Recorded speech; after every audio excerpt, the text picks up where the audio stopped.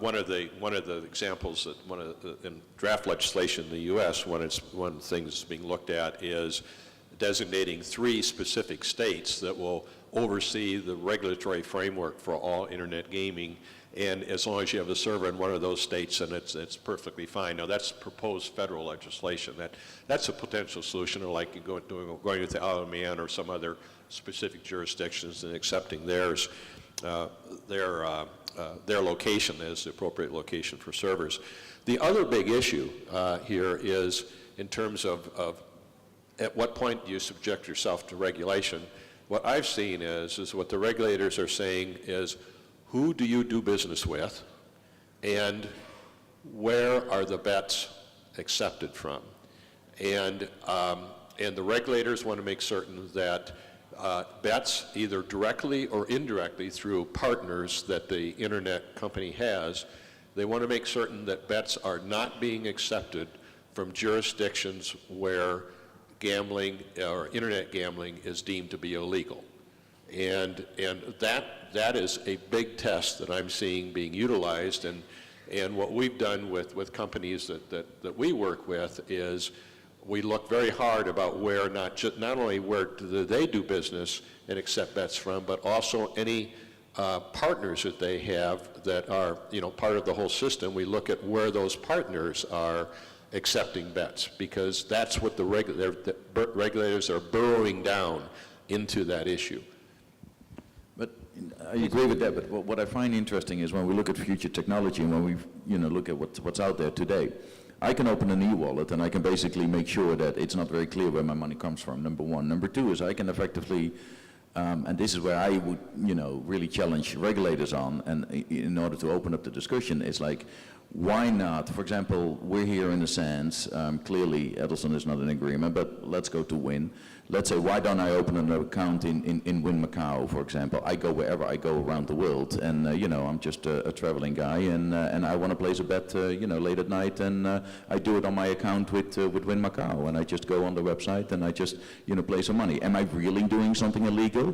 I opened the account. I opened it up in Win. I did effective. I mean, I'm not even if I was from a jurisdiction in which it's illegal, I'm not American, but if I was, I think that the regulators have to go far deeper, far faster, because otherwise they're already missing the boat on an enormous amount of money and betting that is taking place. Let's wake up. Yeah, and that's the educational challenge in working with the regulators, because I started out by saying you're dealing with cops or ex-cops, and so therefore they're always suspicious. So you've got to spend time educating them about how the system really works, so that they focus on what is significant as opposed to what is totally insignificant for in terms of you have gaming operations that are legal. My next question is, are the land-based gaming regulators prepared to deal with iGaming issues?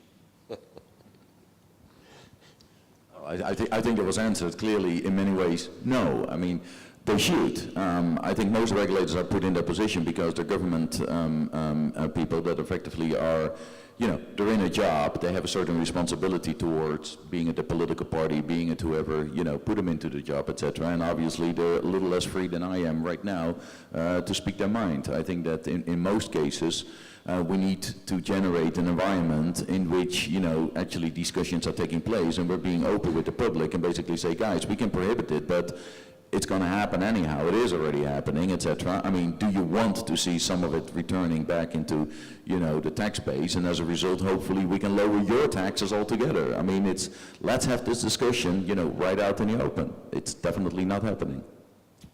You are quite correct. Some of the casinos down in Australia are looking at this whole aspect of online gaming.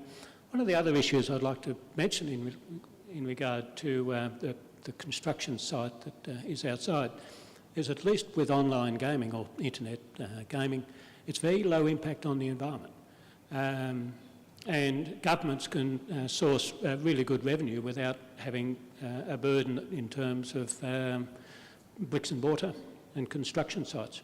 So there's a lot of positives out there. That's an interesting one. And on the other side, it's like, okay, if the governments are really concerned about, let's say, having to have more, let's say having the grips like they have on land-based, if that could grow, then fine, let's have more casinos, right? But that's not going to happen either, not just because of environmental reasons, but actually because we all know that that's not what the government want to promote. So, there is this, leverage that they effectively need to, extend in a more practical manner to see what's happening politically and again with the younger generation to, how to regulate it now, faster, better.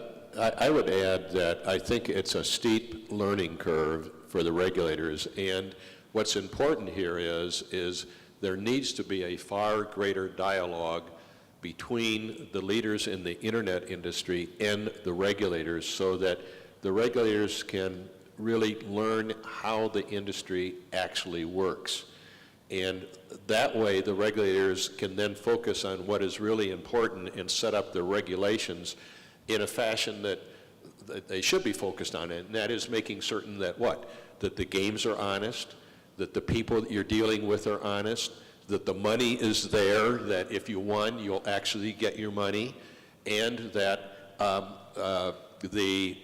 you don't have underage gambling, and you have identification procedures for people who have gambling problems.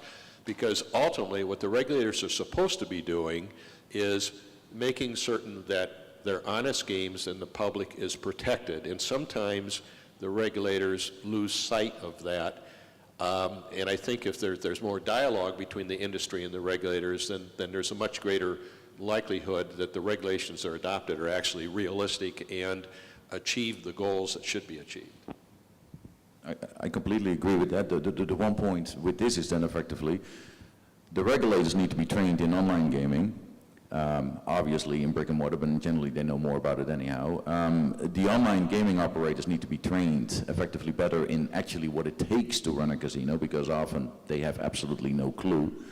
And then, of course, the guys that are running these type of properties need to understand online gaming much better because they have absolutely no clue how that works. So, I mean, there needs to be this incredible get-together of, let's say, can we speak each other's language? Because